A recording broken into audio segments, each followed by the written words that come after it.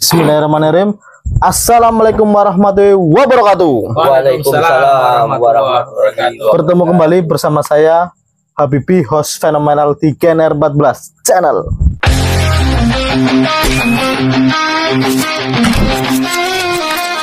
Selamat malam semuanya. Alhamdulillah kita kembali lagi di podcastnya GNR 14 channel. Di malam yang cerah ini, malam yang penuh dengan semangat.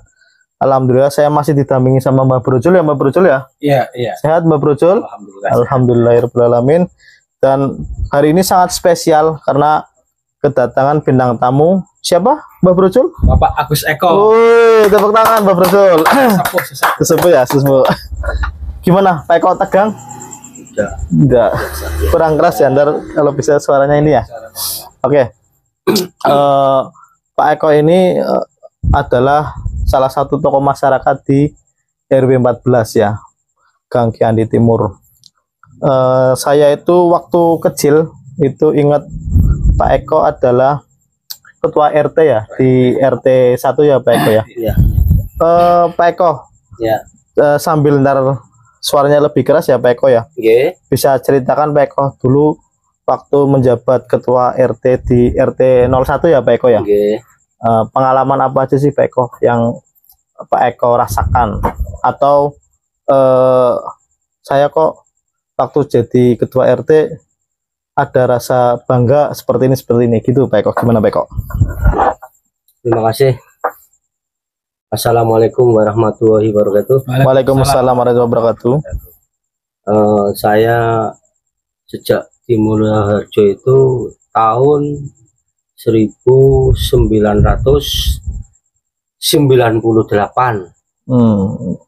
Itu udah Krisman belum ya? Waktu itu keadaannya? Belum ya. Oke. Awal, karena awal. Oke, lanjutin Pak Eko. Awal Januari saya itu jalan ke Mulyoharjo, tepatnya di rumahnya Pak Sukandar. Saya, nah itu saya di situ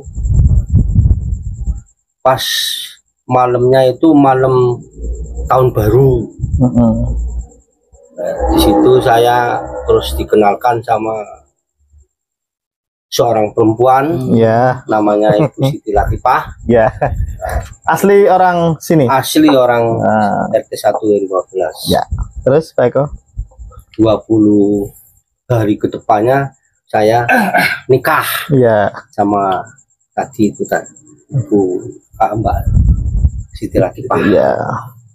Nah, setelah saya menempati rumah di istri, saya kurang lebih 2 tahun, akhirnya saya dijadikan atau dipilih oleh warga RT 1 RW 14 sebagai ketua RT. Nah, disitulah saya mempunyai pengalaman yang enak, juga pengalaman yang pahit. Ya.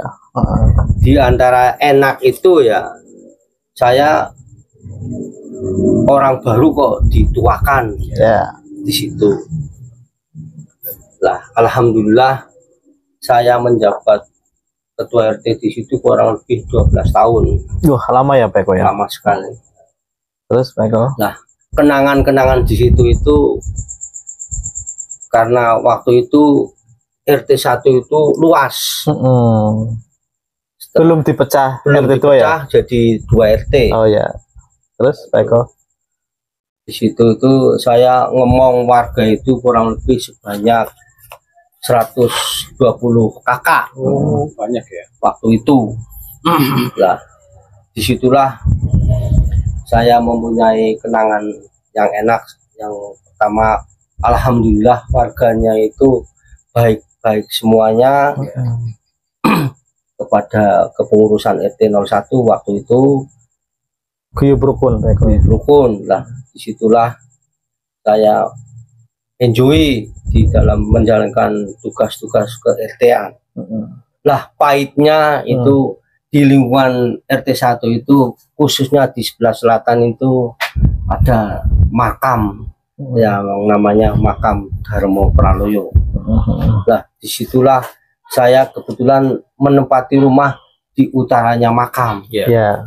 Jadi tahu persis kejadian-kejadian yang di situ. Nah, di situ terutama ya karena makam waktu itu masih gelap, belum ada listrik yang sebanyak ini. Ya, saya potong dulu Pak Eko sebentar. Sebelum itu kayaknya ntar ke yang seram ya Pak Eko. Saya jadi ini apa? Tertarik ya tadi ketika Pak Eko bertemu sama istri tercinta ya Pak Eko ya. Ya. Itu pertama kenalannya gimana Pak Eko? Menyampaikan apa gitu Pak Eko? Jadi saya dengan dia itu enggak punya rasa kenalan. Nggak pernah kenalan maksudnya atau gimana? Iya, nggak punya rasa kenalan. Karena di situ itu kejadiannya gini. Kebetulan saya main di tempatnya Pak Kandar itu malam tahun baru. Nah, di situ Bu Kandar itu mau pergi ke tempat Wongon dalam rangka tahun baru. Ya. Nah, disitulah saya sebetulnya itu suruh tidur di situ menemani adik-adik saya itu loh. Ternyata malah saya diajak ke Kelurahan Bondalem karena tempatnya di Kelurahan Bondalem. Nah, disitulah saya berjalan. Telusup-telusup lah itu, gerimis-gerimis itu dengan dia juga. Lah setelah paginya tanggal 1-nya itu saya tahu-tahu itu dipanggil sama Bu Kandar. Bu Kandar itu boleh saya. Sini Mas Eko, ada apa boleh? Kira-kira Mas Eko anggar karo Mbak Ipah gelempora ya kayak gitu. Ya. Aku boleh waktu gue panjen urung mikir kayak gitu. Maaf Eko, lebih keras lagi. Terus belum punya rencana inilah mau dan tidaknya ya. Karena sesuatu hal lah. Ya. Ternyata memang bulik saya itu memandang dia itu baik gitu. Nah, akhirnya ke rumah saya di Wanarjan. Nah, disitulah terjadi omong-omong dengan orang tua saya. Seriusan itu akhirnya saya dikasih tahu oleh bapak. Wis ora sama macem-macem, pati-pati wong tua kayak gini berarti bener kayak gitu ya, demi kebaikan kamu selanjutnya kayak gitu. Akhirnya ya sudah saya menjalankan lah, cuman nanti di tengah jalan barangkali ada sesuatu jangan salahkan saya kayak gitu. Alhamdulillah sampai sekarang sampai punya anak 5, yang 1 meninggal ya. Itu ceritanya kayak gitu. Ya, terima kasih Pak Eko. Saya juga tadi tertarik juga nih, Pak Eko kan menjadi ketua RT sampai 12 tahun ya Pak Eko. Artinya secara secara kinerja, secara kepercayaan warga sama Pak Eko itu tinggi. Pak Eko mungkin berbuat kebaikan di lingkungan sehingga para warga udah lanjutin Pak Eko aja terus sampai ke 12 tahun itu. Nah, selama 12 tahun itu yang masih teriang-iang ya sampai saat ini nih di 2025 apa Pak Eko? Terima kasih. Yang menjadi kenangan saya sampai sekarang itu alhamdulillah itu kebetulan pada waktu itu ada kegiatan tahlil dalam rangka apa ini haulnya Mbah Ibune Mbah Darsono apa ya kalian. Terus itu disitulah saya yang di situ itu Mas Eko ya ada apa ki pumpung anak momen kayak gini anak event kayak gini ngajak gerembuk-gerembuk gawe musola gimana kayak kebetulan pada waktu itu memang Pak Saani selaku Lurah Mulyoharjo itu mengasihkan tanah kurang lebih itu ukuran untuk wakaf ya, wakaf musola 5/10 itu di sampingnya rumahnya Pak Idin yang sekarang jadi rumahnya Pak Amti. Tadinya di situ. Nah, setelah dilihat nanti jangan-jangan ini kesempitan karena ini nantinya jadi rumah depannya itu loh. Akhirnya dialihkan ke selatan yang sekarang jadi musola itu. Itu Alhamdulillah. Musola apa namanya Pak Eko? Darul Abror. Terus Disitulah saya jadi sekretaris. ya. Sampai sekarang belum dibubarkan kepanitiaan pembangunan musola itu sampai sekarang. Ya, ya. Dan sekarang juga saya masih jadi sekretaris musola itu. Ketuanya Bapak Sugiono. Itu kenangan saya. Kenangan pahitnya itu saya menangani warga, yaitu namanya Bapak Wahyudi. Ya, orangnya itu ya sedikit ya, gila gitu. Nah, disitulah dia menyekap anak dan istrinya. Itu saya suruh keluar, enggak mau, karena dia itu mungkin pemikirannya lagi panas-panasnya pemikiran dia itu, akhirnya menyekap anaknya, bukan enggak dengan sama istrinya, enggak. Nah, disitulah saya dengan warga sampai caranya gimana, akhirnya saya titik terakhir itu ke Polsek, minta bantuan tenaga Polsek untuk melepaskan anak si itu, karena apa, Pak Wahyudinya itu megang parang. Nah, setelah alhamdulillah bisa dikeluarkan anak tersebut, akhirnya Pak Wahyudi juga dibawa ke kepolisian, biar warga itu tenang itu. Nah, akhirnya disitulah saya lapor ke Pak RW, ke kelurahan, akhirnya ke Depsos, dinas sosial. Bagaimana caranya biar Pak Wahyudi itu bisa terobati lah. Kebetulan waktu itu Pak Bupatinya Pak Munir dengar, langsung Pak Munir ke Mulyoharjo, khususnya di RW 14, menangani Pak Wahyudi. Itulah akhirnya dibawa ke Semarang di rumah sakit gila. Itu kenangan pahit saya lah. Keduanya ya karena saya rumahnya di samping makam Darmo Praloyo. Itu kejadian unik ya Mas ya, unik lah. Sebagai contoh, ada orang lain masuk ke makam mau main di tempatnya si A. Orang lain ini maksudnya gimana Pak Eko? Bukan warga saya, namanya Bu Damaria lah, yang ke situ itu namanya Pak Asikin, TU SMP 3 Pemalang. Terus nah, kebetulan di situ biasanya dia bolak-balik ke situ enggak ada apa-apa. Terakhir itu dia dilihatin sesuatu, yaitu seekor ular. Nah, itu ular itu setelah didekati hilang gitu loh ya. Besar Pak Eko? Iya besar, sampai segini. Nah, itu yang pertama lah. Yang keduanya yang dia itu lari dengan cepatnya itu maghrib, dia ke situ, tahu-tahu di pohon mangga yang besar itu ada kayak lutung memedi hitam itu loh ya. Itu akhirnya sepedanya dilempar, dia lari. Nah, ya, sampai sekarang dia tidak berani ke situ lagi, sampai sekarang ini tidak pernah main ke situ gitu loh. Kenangan pahitnya. Terus kemarin saja setelah pemilihan ketua RW yang baru, itu saya duduk di tempatnya Bapak Adi Marinda, itu ada suara seperti mobil truk ngerem itu loh. Gitu loh. Jam berapa Pak Eko? Masih sore. Tapi keadaannya biasa. Karena saya fisiknya di dalam rumah. Oh, di dalam rumah. Tapi itu suaranya di makam. Di luar enggak, di makam. Pernahnya sih di Jalan Ayani gitu. Apa ya Mas Eko? Wah, paling mobil lah, masa di mobil merembo priben gitu. Ternyata setelah saya pulang itu cucu saya itu geger. Iya kenapa? Itu tadi itu ngelaung di situ kayak gitu. Ada sosok gitu. Sosok apa kata Kunti?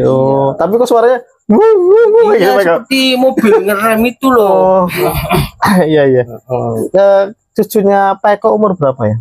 Cucu saya itu kelas 3 SD, berarti 3 SD. Umur berapa? 7, 8, 9 lah. 9 ya. Kejadiannya sore ya Pak Eko ya? Sore. Ya Pak Eko. Itu aja Mas Habibie. Ya, saya tadi itu sih karena saya termasuknya kan generasi sekarang ya Pak Eko. Iya. Jadi kadang kita sebagai generasi muda atau sekarang itu kita nggak tahu ya bahwa ada misal bangunan A gitu ya, silsilahnya itu seperti apa. Misal kayak tadi musola kan, yang generasi seperti saya kan nggak tahu nih silsilah tadi yang Pak Eko terangkan kan, ceritakan. Akhirnya kan alhamdulillah setelah kita podcast seperti ini kan ya bisa menjadi apa ya, sejarah ya, sejarah. Artinya Pak Eko dengan kerja kerasnya, terus kebaikannya dan kesabarannya bisa memperlancarkan musola di RT 1 atau 2 Pak Eko. Ya, sekarang ya lingkup RT 1 RW 14 RW 14 ya, pokoknya lingkup RW 14 ya. Karena walaupun ya tadi ada beberapa orang juga yang bergabung sama Pak Eko ya, tapi setidaknya kami generasi muda tahu bahwa silsilahnya seperti ini gitu ya Pak Eko. Ya. Terus saya juga tadi pernah dengar ya, misal ada pocong di makam Dharma Proyo. Itu Pak Eko pernah sempat lihat seperti itu apa enggak Pak Eko? Oh iya, terima kasih. Kalau itu sebetulnya itu ya saya sering Mas. Saya sering. Yang awalnya itu pengertian saya itu wong itu bentuknya bentuk hewan ya Mas.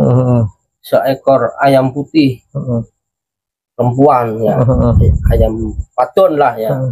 Itu semendeh di apa ini tiangnya lampu. Di makam. Di makam, di samping makam.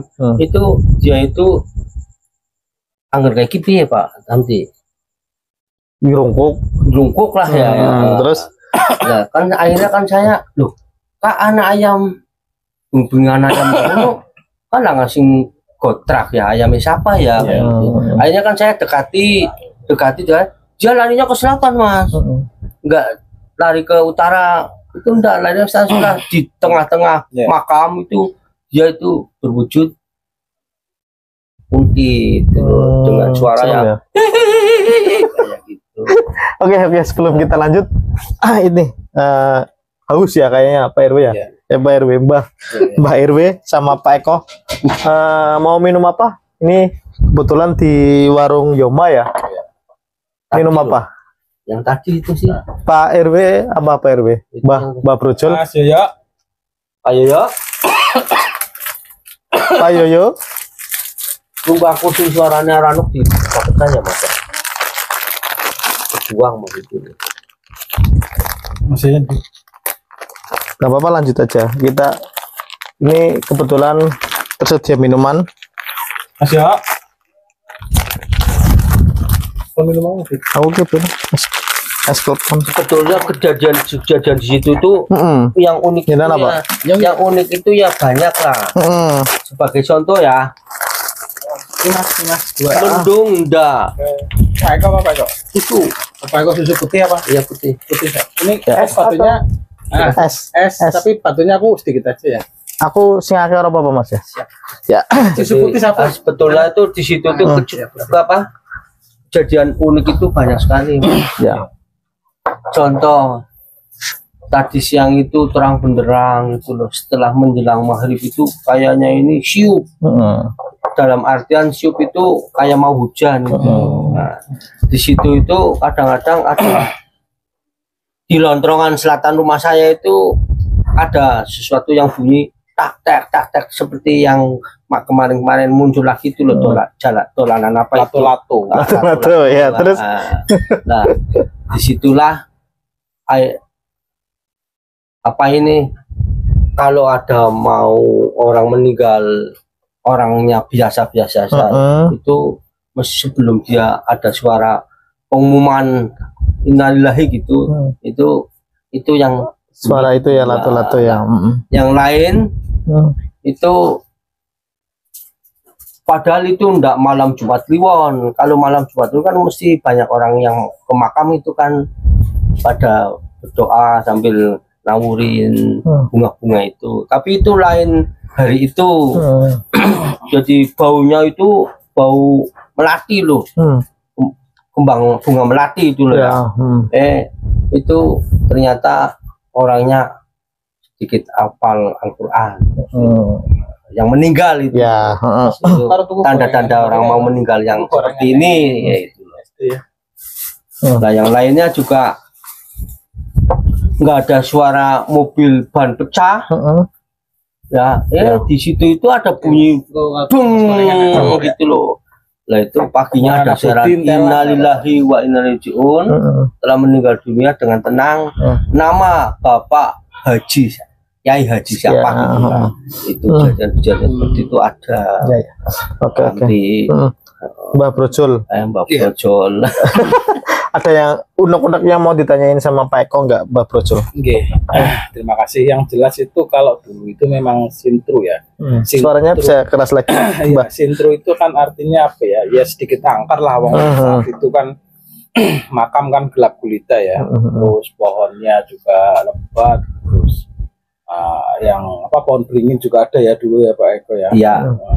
Itu yang menyebabkan angker di situ. Di makam ya itu. Iya makamnya itu. Terus kayaknya ada makam yang besar banget ya, Mbah Brojol situ ya. Atau itu cuma penduknya aja sih besar? Di sebelah mana? Yang dekat itu arahnya Pak Eko itu loh Pak Eko. Yang dirajek ada makam besar kan gitu. Yang di sampingnya pohon mangga bukan? Oh. Yang di samping pohon mangga itu yang bercat putih. Ya, kan itu besar banget kan. Itu kan ada 7 keluarga yang itu keluarga saya semua itu. Oh, itu. Mbak Yu, Mbah, itu keluarga saya semua itu. Di situ ya berarti. Tapi ya alhamdulillah enggak ada apa-apa di situ. Ya. Yang ada itu yang di pohon mangganya itu. Mbak Brojol lanjut. Iya, itu kan juga dulu ya banyak orang yang takut lah ya, takut ketika malam jalan ke situ. Terus kalau sekarang sih alhamdulillah ya, semenjak dipegang Pak Eko itu lampu terus penerangan setapak, alhamdulillah dengan kerja kerasnya Pak Eko ini sudah terang. Artinya ketika orang jalan setapak lewat situ alhamdulillah aman lah. Ya saya juga lihat Peko ya itu peduli lingkungan gitu ya Mbak Brojol ya.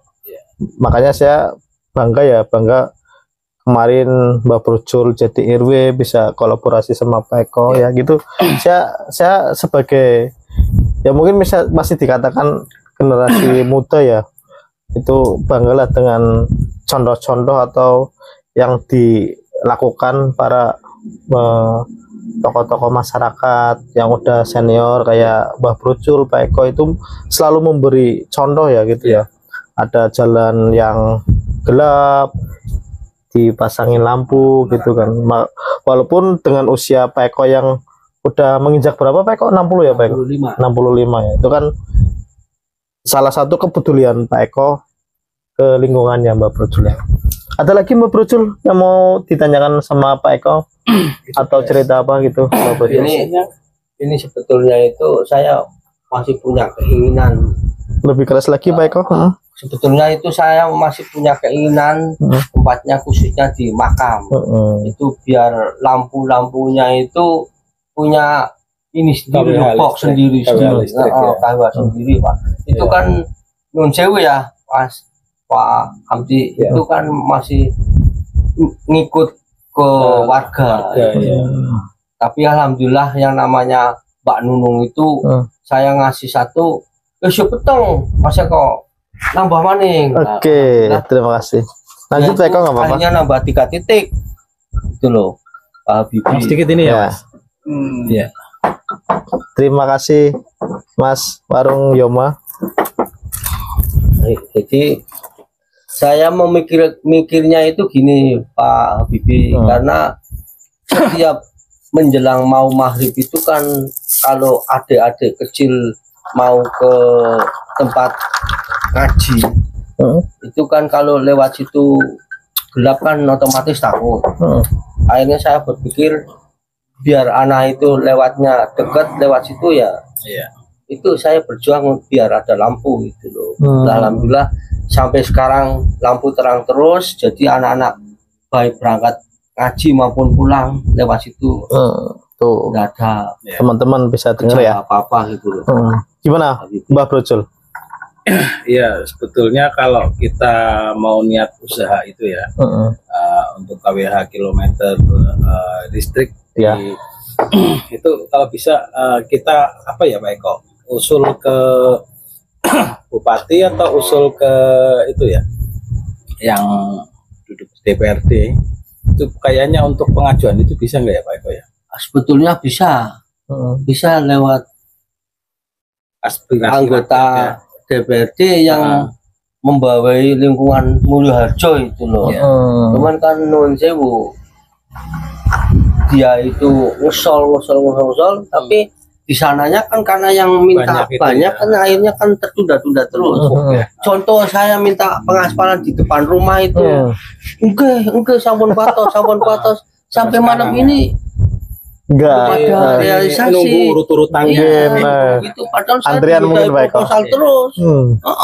Mas kayu keselip proposal yang di mana ini Mas? Oh iya benar ki benar.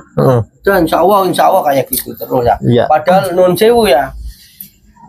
Itu sebagai beban saya itu loh. Itu beban saya. Masalahnya apa?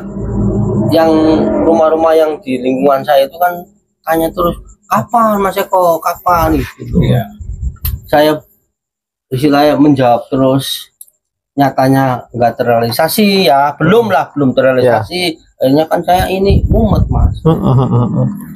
Kalau kabel listriknya diikutkan ke apa panel gardu listriknya apa atau langsung ke atap itu izin PLN bisa nggak ya Pak Eko langsung ke itu apa yang di atas itu kabel Ikut PLN. iya berarti langsung ke atas itu loh. Iya tapi kalau nggak ada kilonya kan nggak bisa Pak.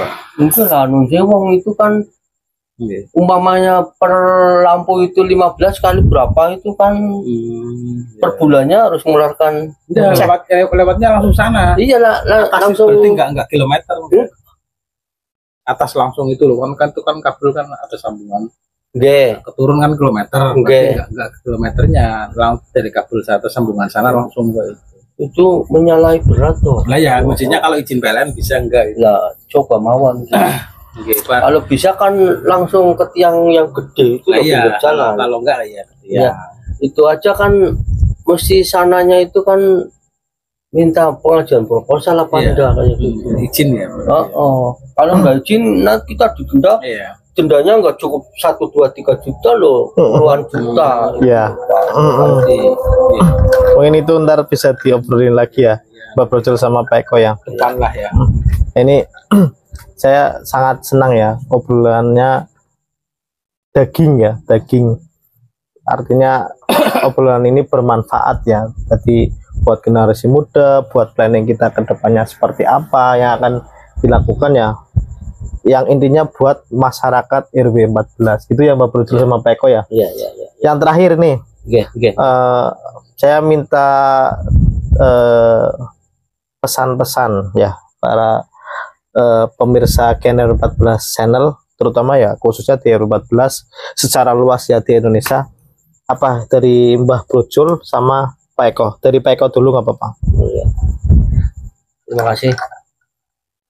Pesan dari saya itu kepada khususnya warga RW 14, monggolah kita bersatu biar di tempat lingkungan saya itu yang terutama aman, selaku warga itu nyaman di lingkungannya RW 14. Yang kedua, monggolah kita bareng-bareng untuk memajukan RW 14 biar kebiarnya itu dilihat di lingkungan Kelurahan Mulyoharjo, ternyata biarpun RW 14 non sewu ya sering nggak dapat job ya, job jalan. Oh gitu. Tapi ternyata warga RW 14 itu guyup dalam artian dimintai tolong ini besok ada kegiatan mau apa ini siskampling atau mau bersih-bersih lingkungan itu pada datang gitu loh Pak. Nanti ya. Pak Habibie. Ya, terima kasih Pak Eko. Kalau dari Mbak Brojul?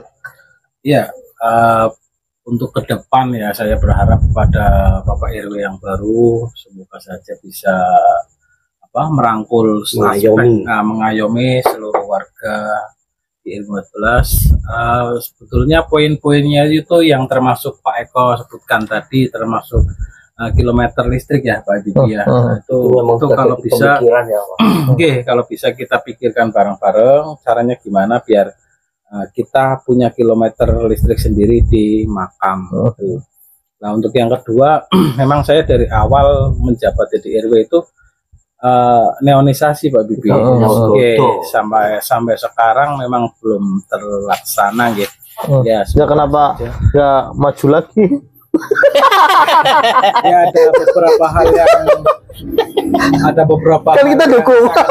Ada sesuatu terima kasih yang jenengan nggak tahu istilahnya ya. Kan kalau kemarin survei kan Pak RW Amdi Jordan di atas ya Pak. Iya.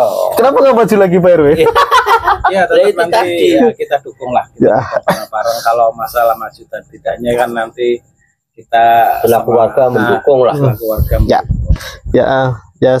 Apapun pilihannya Pak Amdi Jordan,